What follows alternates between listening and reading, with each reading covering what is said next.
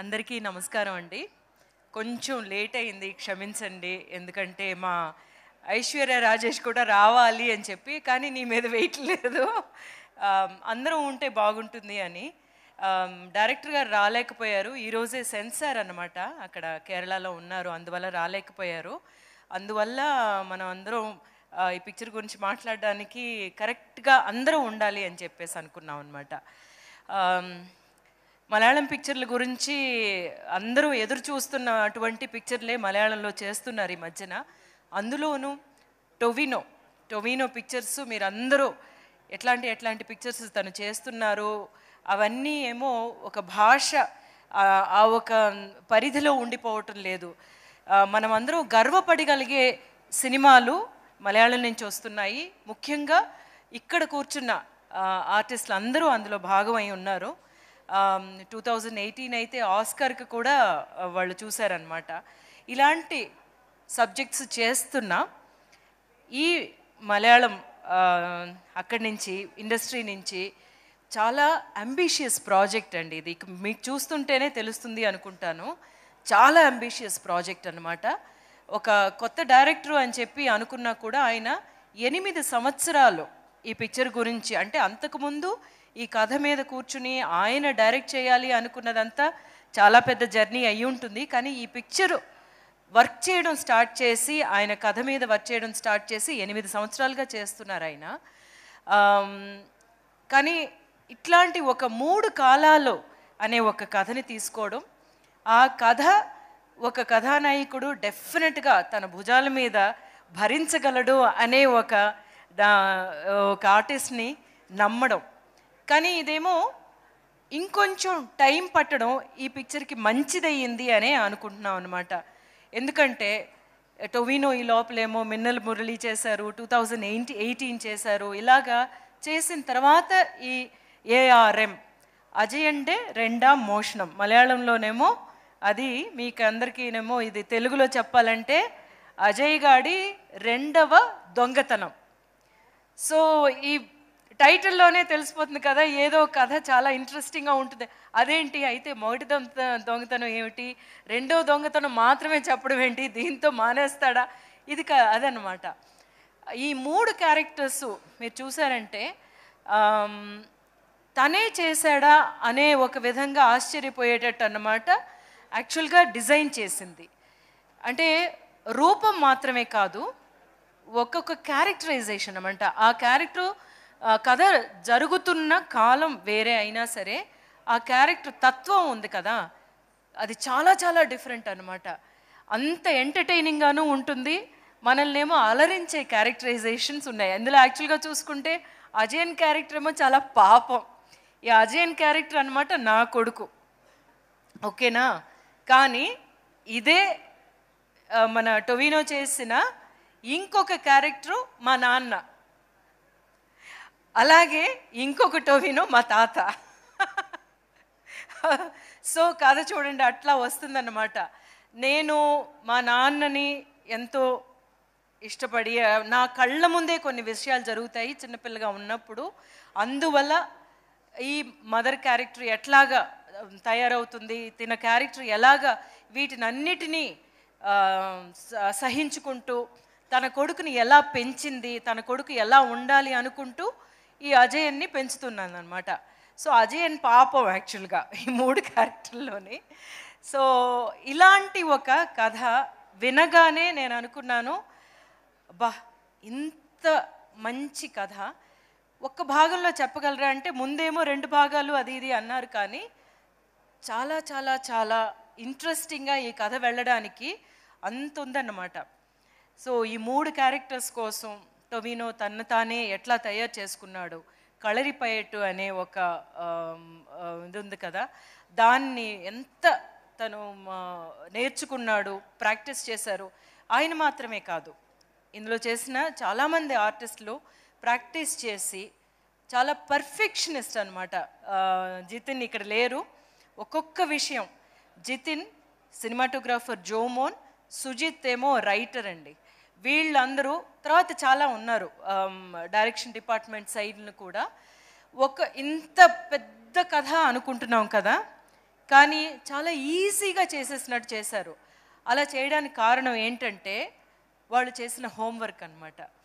అక్కడ ఏ కన్ఫ్యూజను లేదు. షూటింగ్కి వెళ్ళామంటే మన భాగం మనం కరెక్ట్గా చేస్తే చాలు, వాళ్ళు చాలా క్లియర్గా ఉన్నారు అనేది. ఇక్కడ మీరు చూస్తున్న visuals, it is not even 0.1% అనమాట పిక్చర్లో ఉండే విజువల్స్. ఇలాంటి ఒక అంబిషియస్ ఫిల్ము, ఇలాంటి ఒక గొప్ప ఫిల్మ్ ఇందులోనూ ఈ కథలన్నీ మనకి తీసుకురావడం అనేది తెలుగులోనూ మాత్రమే కాదు, అందరికీ ఇది చాలా ఎంటర్టైనింగ్ ఫిల్మ్ అనమాట. అంత కామెడీ ఉంటుంది అందులోని. నాకు చాలా చాలా ఇష్టమైన క్యారెక్టర్ ఏంటంటే ఆ మణియన్ క్యారెక్టర్ అనమాట. ఎవరంటే మా నాన్నగారు. నాన్నగారు అంటే అందరికీ ఇష్టం అన్నట్టు. చాలా చాలా ఎంటర్టైనింగ్గా ఉంటుంది. అందులో యాక్ట్ చేసిన మిగతా యాక్టర్స్ అందరూ చూస్తుంటే వాళ్ళ వాళ్ళ భాగాలు, Aishwarya Rajesh of course she does justice to any character she takes up. And Kriti, my dear Kriti ఎంత అందంగా ఉంది. అది మాత్రమే కాదు, తన పాత్ర ద్వారా జరిగే విషయాలు చాలా ఉంటాయి. అలాగే హరీష్ గారి క్యారెక్టర్ ఏమో చాలా రఫ్గా ఉంటాను మిగతా పిక్చర్లో అంటారు ఆయన, కానీ ఈ పిక్చర్లో చాలా సాఫ్ట్గా ఉంటాను అంటున్నారు. ఆయన ఎంత సాఫ్టే, మామూలుగా చూసుకుంటుంటే ఎట్లాగా ఆయన సినిమాల్లో ఆయన చేత రఫ్ క్యారెక్టర్స్ చేయిస్తున్నారు అనిపిస్తుంది. వీటికి అన్నిటికంటేనండి ఇది ఒక వర్క్ ఆఫ్ ఆర్ట్ అనే మనం చాలా గర్వంగా చెప్పుకోగలిగే ఒక ఫిల్మ్ అన్నమాట. It's a work of art. It's not just one movie, ఒక కమర్షియల్ ఫిల్మ్ అనేది కాదు. సో అందులోని ప్రతి దాన్ని తీర్చిదిద్ది మీ ముందుకు తీసుకొస్తున్నారు. 12th రిలీజ్ అవుతుంది. ముఖ్యంగానేమో 3Dలో. కొన్ని పిక్చర్స్ మనం చిన్నప్పుడు చూసుంటాము, అంటే మా చిన్నప్పుడు మేము చూసిన పిక్చర్లు మీరు అందరూ పుట్టుంటారో, అంటే టొవినో అప్పటికేమో పుట్టలేదు అన్నాడు అనమాట. మై డియర్ కుట్టి చాతాన్ అని ఒక పిక్చర్ వచ్చింది కదా ఆ టైంకి.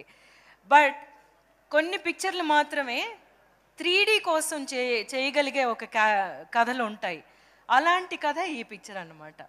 So it's not just for one more ఒక ఆస్పెక్ట్ ఉంటుంది. 3D ఉంటే అదొక అట్రాక్షన్, అలా కాదు. సో 3Dలో చెయ్యడమే ఈ కథకి మనం చాలా చాలా జస్టిస్ చేసినట్టు ఉంటుంది అనేది. ఇంకా చాలా ట్రై చేయాలనుకున్నారు యాక్చువల్గా జితిన్ అయితే. చాలా విషయాలు ఇప్పుడేమో తెలుగులో మనం పిక్చరు రిలీజ్ చేస్తున్నప్పుడు ఏఐ ఉపయోగించి మీ లిప్ మూమెంట్ కూడా తెలుగుకి అనువైనట్టు నేను చేయగలను మేడం చెప్పేసి అన్నారు. కానీ యాక్చువల్గా ఆలోచిస్తే ఎంత బాగుండేది అనిపించింది అనమాట. సో అంటే మనకి ఒక మలయాళం పిక్చర్కి తెలుగు డబ్బింగ్ చేసినట్టు కాకుండా లిప్ మూవ్మెంట్ కూడా, అంటే మా వాయిస్ ముందు రికార్డ్ చేసేసి దానికి తగినట్టు లిప్ మూవ్మెంట్ని సింక్ చేసి చేద్దామని చెప్పి అనుకున్నారు. సో జితిన్ ఏమో అట్లా ఆలోచించే ఒక director. It's a wonderful experience. ఎప్పుడు మలయాళం పిక్చర్లకి నాకు ఏమో బేస్ పడిందే యాజ్ అన్ యాక్టర్ ఏమో మలయాళమే అని ఎప్పుడు చెప్తూ ఉంటాను కదా.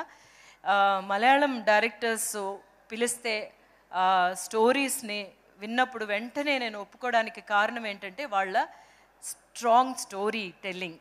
సో ఆ స్ట్రాంగ్ స్టోరీ టెల్లింగ్ ఉన్న ఈ పిక్చరు, అందులోనే మీకు అందరికీ అప్పుడే ఇంతకుముందే ఈ పిక్చర్లో రాకముందే నచ్చేసిన స్టార్స్ యాక్టర్స్ ఉన్నారు. అంతా ఇంత కష్టపడలేదన్నమాట టొవినో యాక్చువల్గా ఈ పిక్చర్ కోసం. అండ్ అవన్నీ చాలా ఈజీగా చేసినట్టు చెప్తూ ఉంటారు, కానీ but it will be a milestone for his career యాక్చువల్గా చెప్పాలంటే. సో ఇట్లాంటి ఒక ఫిల్మ్ 12th రిలీజ్ అవుతుంది. మళ్ళీ మీ అందరి ముందుకి ఇట్లాంటి ఒక మంచి పిక్చర్తో రావడం అనేది నాకు చాలా సంతోషంగా ఉంది. నేను అందుకే అన్నాను అన్నమాట, హైదరాబాద్కి డెఫినెట్గా నన్ను తీసుకెళ్ళండి, మా తెలుగు వాళ్ళతోటి నేను మాట్లాడతాను, నేను చెప్తాను అని చెప్పేసి. వేరే ఎక్కడికి వెళ్ళలేదన్నమాట. కేరళలో వాళ్ళు చూసుకుంటారు, కర్ణాటకలో చూసుకుంటారు అంతా, బట్ ఆంధ్రప్రదేశ్ మాత్రం నేను వస్తాను అని చెప్పాను అనమాట. సో నాకు చాలా డియర్ ఫిల్మ్ అండి ఇది. ఎందుకంటే అంత స్టఫ్ ఉంది, మీరు చూస్తుంటేనే మీకు అర్థమై ఉంటుంది. అండ్ అందరూ చూడండి. అందులో మైత్రి మూవీ మేకర్స్ ద్వారా రాబోతుంది అన్నది మా ఆస్థాన కంపెనీ లాగా. So I'm really happy that Mythri movie makers ఈ పిక్చర్ని రిలీజ్ చేయడం అనేది. అండ్ మిగతా ఆర్టిస్టులు బేసిల్ జోసెఫ్ అంటే మీరు చెప్పినట్టు he's become world famous now. అన్ని దెబ్బలు తిని వరల్డ్ ఫేమస్ అయిన యాక్టర్ అంటే ఆయన అయి ఉంటాడు అనుకుంటాను. సో వీళ్ళందరూ కలిసి, అంటే ఆయనే ఒక హీరో, ఆయనే ఒక డైరెక్టరు, కానీ ఈ పిక్చర్లో ఆయన ఒక క్యారెక్టర్ చేస్తున్నారు. మలయాళంలో ఎప్పుడు అలా జరుగుతూ ఉంటుందన్నమాట. సో డెఫినెట్గా ఈ పిక్చర్ మీకు అందరికీ నచ్చుతుందని తెలుసు. మళ్ళీ వారమో లేకపోతే 10 రోజుల తర్వాత వచ్చి కలిసినప్పుడు మీరే చెప్తారు ఎట్లా ఉంది ఈ పిక్చర్ అనేది. And enjoy yourself and you're in for a treat అనమాట. ఇప్పుడు ఓణంకి రిలీజ్ అవుతుంది. ఓణం సద్య గురించి మీరు అందరూ వినుంటారు కదా, the best spread of feast. అట్లాంటి ఒక ఫీస్ట్ మీకు అందరికీ కేరళ నుంచి ప్రత్యేకంగా తయారు చేయబడి 12th మీకు మీ ముందుకు రాబోతుంది. And love to all the technicians and actors who have taken part. They have really worked so hard. I know how difficult it was because మేము షూట్ చేసిన లొకేషన్స్లోని వైర్లు ఏమీ తెలియకూడదు, అంటే మాకు చాలా పెద్ద లొకేషన్ కావాలన్నమాట. ఆ ఊరే వీళ్ళు క్రియేట్ చేశారు. అలాగే ఒక తిరునాళ్ళలాగా ఫెస్టివల్ లాగా క్రియేట్ చేయడానికి దగ్గర దగ్గరేమో 2000 ఆర్టిస్టులు రావాల్సి వచ్చింది, జూనియర్ ఆర్టిస్టులు. నాకు తెలిసి ఒక 15 రోజులు వాళ్ళందరూ తీసుకొచ్చి పొద్దున్నొచ్చి రాత్రి వచ్చి పొద్దున వెళ్ళేవాళ్ళు అనమాట. ఇదంతా ఒక మలయాళం పిక్చర్లో చేయగలరా అని చెప్పి అనుకుంటే వాళ్ళు చేయగలిగింది చాలా పెద్ద విషయం. అందులో ఒకటి ఉన్నది ఏంటంటే ఈ స్టోరీని మనం బాగా తీసుకెళ్ళాలి అనే ఒకే ఒక్క ఆలోచన అనమాట. So great and thank you for this opportunity again and again, because my directors give me this kind of a great opportunity for me to stand here again and say that I'm part of a great film, another great film, Mani. And enjoy yourselves on the 12th. It's going to be a fun ride. Thank you, Andy. Superb, ma'am. And especially మీ మాటల్లో మీ వాయిస్లో cinema గురించి వినడం తెలుసుకోవడం ఇంకా హాయిగా చక్కగా అనిపించింది. సో మ్యామ్ మీరు చాలా డీటెయిల్డ్గా సినిమా గురించి చెప్పారు, కానీ నాకు వచ్చిన డౌట్ ఏంటంటే మీరేమో అజయన్ పాపం అంటున్నారు, కానీ టైటిల్ ఏమో అజయన్ గాడి రెండవ దొంగతనం అంటున్నారు. అది ఎలా, హౌ ఈజ్ ఇట్ పాసిబుల్? పాపం దొంగ సస్పెన్స్ అంట. కానీ he's the lovable of the 3 characters. And మిగతా వాళ్ళు లవబుల్ కాదా అని కాదు, మిగతా 2 క్యారెక్టర్స్ చాలా స్ట్రాంగ్ అండ్ కాంప్లికేటెడ్ క్యారెక్టర్స్. వాడు పాపం నేను అలా పెంచేసాను, మరి చూడండి. చూస్తాం. మీరు మదర్ రోల్లో చేశారంటే డెఫినెట్గా మేము ఆ ఎమోషన్కి కనెక్ట్ అయిపోతాము. కానీ మ్యామ్ ఒక్కటి తెలుసుకోవాలని ఉంది, ఇప్పుడు ఒకే యాక్టర్ని ఫాదర్గా సన్గా అది ఎలా ఉంటుంది ఆ ఎక్స్పీరియన్స్ ఆన్ సెట్ చూడడం అని? అంటే థ్యాంక్ఫుల్లీ ఫాదర్గా చేసినప్పుడేమో నా చిన్న క్యారెక్టర్లో యాక్ట్ చేసిన పాప అన్నమాట చేసింది, థ్యాంక్ఫుల్లీ. అండ్ నేను తనతో టొవినోతో చేసినప్పుడు నా కొడుకుగానే వాడిని ఎప్పుడు తిడుతూ ఉండే, ఎప్పుడు అమ్మలందరూ తిడుతూ ఉంటారు చూసారా, అలాంటి అమ్మేనమాట. తిడుతూ ఉండే అమ్మ ఎప్పుడూను. అంటే తన కోసం అంత బాధ ఉంటుంది, నా కొడుకు బాగుపడాలి, ఎట్లాంటి చెడ్డదారిలోకి వెళ్ళకూడదు. ఆల్రెడీ చాలా పెద్ద ఒక ప్రాబ్లంలో నుంచి మేము బయటకు వచ్చి ఉంటాము, అదేమీ వాడికి ఎఫెక్ట్ అవ్వకూడదు అని అనమాట. వాడేమో అన్ని చేస్తూ ఉంటాడు. ఓకే, సో చాలా కథ ఉంది తెలుస్తోంది, బట్ ఆయన మాత్రం సీక్రెట్ అంటున్నారు. అదేంటో September 12th తెలుసుకుందాం. Yes, thank you so much ma'am. Thank you అండి.